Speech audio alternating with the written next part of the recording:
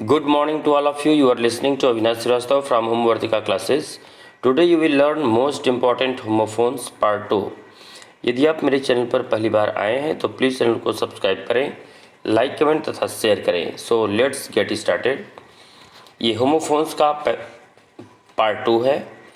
अगर आप पार्ट 1 नहीं देखे हैं तो पार्ट 1 देख लीजिएगा. आपको इम्पॉर्टेंट क्वेश्चंस इसमें दिए गए हैं. ओके, तो आप देखिए. होमोफोन्स आपको पहले वाली वीडियो में बताया गया है कि होमोफोन्स वो होते हैं जिसका प्रोनाउंसिएशन जो होता है वो सेम होता है, एक ही होता है, और उसकी स्पेलिंग और मीनिंग क्या होती है वो डिफरेंट होती है, और प्रोनाउंसिएशन उसका उच्चारण एक ही रहता है. ओके, तो आप देखें. डिफाई मीन्स होता है चुनौती देना. तो आपको एग्ज़ाम में इस तरह से 2 दिया रहेगा और आपको सेंटेंस यूज़ करना है, सेंटेंस बना करके लिखना है. ओके, तो आप इसे बिल्कुल याद कर लीजिए. डिफाई मीन्स होता है चुनौती देना. 2004 और 2011 में पूछा गया है. तो I will defy your order in the court. मैंने कोर्ट में योर ऑर्डर यानी तुम्हारे ऑर्डर को, मैं कोर्ट में तुम्हारे ऑर्डर को चुनौती दूंगा. तो डिफाई मीन्स होता है चुनौती देना. Next, DEIFY deify. DEFY defy means चुनौती देना और DEIFY डिफाई मीन्स देवता समान बनाना. ओके, तो we deify our great man and worship them. यानी हम अपने महान आदमियों को देवता तुल्य, देवता समान बनाते हैं. एंड वर्शिप देम, और उनकी पूजा करते हैं. तो डिफाई मीन्स देवता समान बनाना इधर. ओके, तो डिफाई DEFY डिफाई मीन्स चुनौती देना और DEIFY डिफाई मीन्स देवता समान बनाना. तो आपके एग्ज़ाम में इस तरह से दोनों दिए रहेंगे. आप इसे याद कर लीजिए. नेक्स्ट है एलिजिबल. मीन्स होता है चुना जाने योग्य. 2006 में पूछा गया है. तो he is eligible for the post. वह पोस्ट, इस पोस्ट के लिए, इस पद के लिए एलिजिबल है यानी चुना जाने योग्य है. Okay, eligible ILLEGIBLE. एलिजिबल मतलब होता है अपठनीय, यानी जिसको पढ़ा न जा सके. यानी किसी की राइटिंग खराब है तो आप उसे नहीं पढ़ सकते हैं. तो हिज राइटिंग इज़ एलिजिबल, यानी उसकी राइटिंग अपठनीय है. तो इसी प्रकार से आपको सेंटेंस यूज़ करना है. तो आप इसे अच्छे तरीके से याद कर लीजिए. नेक्स्ट है इमिनेंट, यानी फेमस, प्रसिद्ध होता है. Kalidas is one of the eminent dramatist of India. Kalidas Bharat के ड्रामेटिस्ट, नाटककार थे ये. तो Kalidas is one of the eminent dramatist of India. Kalidas Bharat के नाटककारों में, ड्रामेटिस्ट मतलब नाटककार, यानी जो नाटक कहानी लिखते हैं. इमिनेंट मतलब प्रसिद्ध. तो कालिदास भारत के प्रसिद्ध नाटककारों में से एक हैं. One of the eminent dramatist मतलब कई प्रसिद्ध नाटककारों में से एक. ओके, तो देखिए फिर IMMINENT इमिनेंट, स्पेलिंग पे ध्यान दीजिए. EMINENT. तो इमिनेंट मतलब होता है प्रसिद्ध. IMMINENT इमिनेंट यानी शीघ्र होने वाला. 2016 में पूछा गया है. तो she is in eminent dancer of losing her job. यानी उसे अपनी नौकरी खोने का वो शीघ्र होने वाला खतरा है. यानी आसन या निकट इसको कह सकते हैं, यानी उसे अपनी नौकरी खोने का निकट खतरा है। सी इज़ इन, सॉरी यहाँ पे इन की जगह इज़ होगा। She is in imminent danger of losing her job.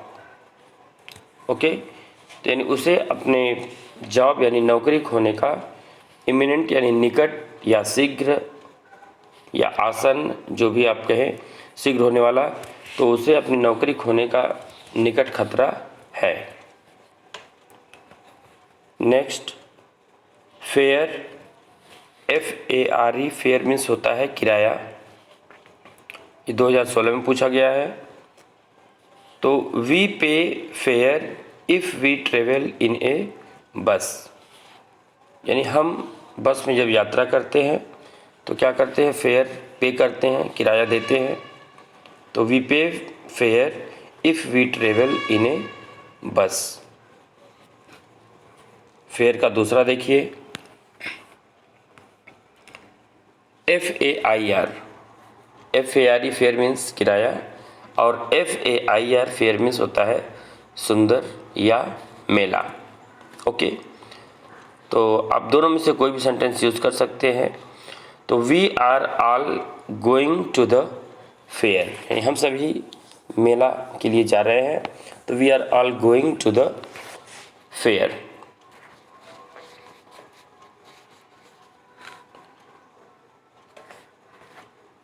दूसरा देखिए,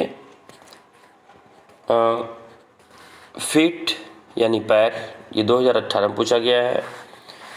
ए काऊ हैज़ 4 फीट, ये फुट मतलब होता है पैर, इसका प्लूरल जो होगा फुट का वो फीट होता है। तो फुट मतलब एक पैर, फीट प्लूरल हो गया फुट का।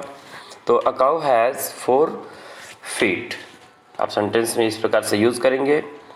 और FEAT, फीट मीन्स होता है बहादुरी या चतुराई का कार्य, FEAT। Okay, people wondered at the feats of the juggler, juggler means होता है जादूगर। ओके, जगलर यानी जादूगर, यानी लोग जादूगर के चतुराई भरे कार्य से वंडर्ड यानी आश्चर्यचकित हो गए। लोग जादूगर के फीट्स यानी चतुराई के कार्य से वंडर्ड यानी आश्चर्यचकित हो गए। नेक्स्ट देखिए, गेट, GATE, गेट मीन्स होता है फाटक, 2011 में पूछा गया है। Open the gate before you enter, यानी प्रवेश करने से पहले आप गेट को खोलिए। और GAIT, गेट मीन्स होता है चाल, गेट मीन्स चाल, यानी चाल जो स्टेप आप कदम चलते हैं वो गेट मीन्स चाल चलना। तो she was moving towards the stage with a fine gate, यानी वह स्टेज की ओर, टूवर्ड्स मतलब होता है की ओर, एक सुंदर गेट यानी सुंदर चाल से वह बढ़ रही थी। She was moving towards the stage with a fine gate, वह सुंदर चाल से, सुंदर कदमों से स्टेज की ओर बढ़ रही थी। ओके, तो गेट मीन्स फाटक, और यहाँ पे सॉरी यहाँ पे GAIL लिखा हुआ है, मिस्टेक, GAIT यहाँ पे आप बना लीजिएगा, GAIT, गेट। ओके, तो गेट मीन्स होता है चाल। HOARD, होर्ड मीन्स होता है जमा करना।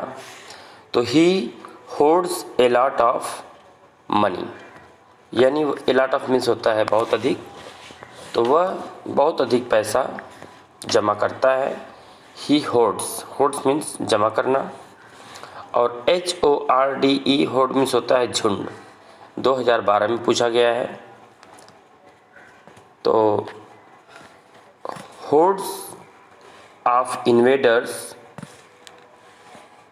came to India। hordes मतलब होता है, इन्वेडर मीन्स होता है आक्रमणकारी, इन्वेडर मतलब आक्रमणकारी, आक्रमणकारी, और होर्ड मीन्स होता है झुंड, यानी आक्रमणकारियों का झुंड भारत में आया। hordes of invaders came to India। तो एग्ज़ाम के लिए मोस्ट इम्पॉर्टेंट क्वेश्चंस हैं, आप इसे याद कर लीजिए। 17 नेक्स्ट देखिए 18 है ह्यूमन। ह्यूमन मीन्स होता है मानव। ये देखिए 2010, 2016, 2020 में पूछा गया है, मोस्ट इम्पॉर्टेंट है। ह्यूमन मीन्स होता है मानव। We should be kind to all human beings. हमें सभी मानव से, ह्यूमन बींग्स यानी मानव, तो we should be kind to all human beings, हमें सभी मानव के साथ दयालु होना चाहिए। काइंड यानी दयालु, शुड बी यानी होना चाहिए, हमें सभी मानवों से दयालु होना चाहिए। ह्यूमन HUMANE ह्यूमन मीन्स होता है दयालु। ओके, देखिए काइंड मीन्स दयालु, यहाँ पे ह्यूमन मीन्स होता है दयालु। He is human towards his servant. वह अपने नौकर के प्रति क्या है, दयालु है। ओके, तो ह्यूमन मीन्स दयालु। तो ये सेंटेंस आप इस तरह से याद कर लीजिए। Next jealous. जेलस मीन्स होता है ईर्ष्यालु। ये 2006 और 2020 में पूछा गया है। He is jealous of my progress. वह मेरी उन्नति पर वह ईर्ष्यालु है, ईर्ष्या करता है। तो he is jealous of my progress. दूसरा देखिए जेलस, ZEALOUS। जेलस मीन्स होता है उत्साही। ओके, जिल मतलब उत्साह होता है, जेलस उत्साही। तो इम्पॉर्टेंट है ये भी। द जेलस वर्कर्स यानी उत्साही वर्कर्स यानी काम करने वाले, finished their work in no time. In no time मतलब बिना समय लिए हुए।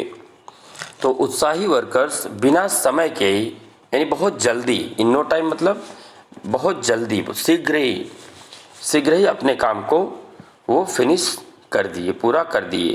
तो the jealous workers finished their work in no time, यानी शीघ्र ही वह, इन नो टाइम मतलब समय नहीं लगा, यानी शीघ्र ही, जल्दी ही, यानी उत्साही वर्कर्स शीघ्र ही अपने काम को ख़त्म कर दिए।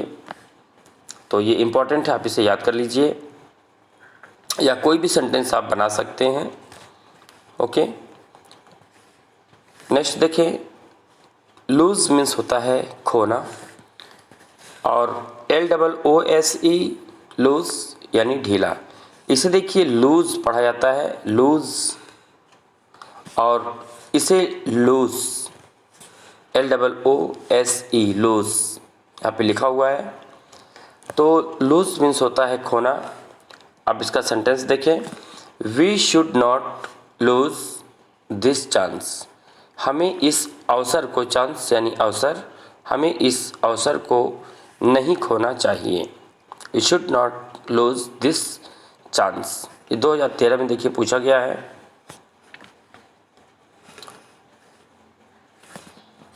नेक्स्ट देखें, लूज इन समर यानी गर्मियों में, गर्मी में one should wear loose clothes, यानी गर्मी में वन मतलब यहाँ पे किसी को भी यानी लूज यानी ढीले कपड़े पहनने चाहिए। वियर यानी पहनना, तो गर्मी में किसी को भी ढीले कपड़े पहनने चाहिए। ओके, तो ये आपके देखिए इम्पोर्टेंट आपको वीडियो डाला गया है, आप इसे अच्छे से याद कर लीजिए। और इसका पहला पार्ट अगर आप नहीं देखे हैं तो उसको भी देख लीजिए, या आपके एग्ज़ाम में इस दोनों में से एग्ज़ाम में आपको क्वेश्चन मिल जाएगा। हो सकेगा तो एक वीडियो इसका और हम डालेंगे। ओके, तो आप इसे अवश्य इसको देखिए और याद कर लीजिए। ओके, तो मिलते हैं नेक्स्ट वीडियो में। Thanks for watching this video.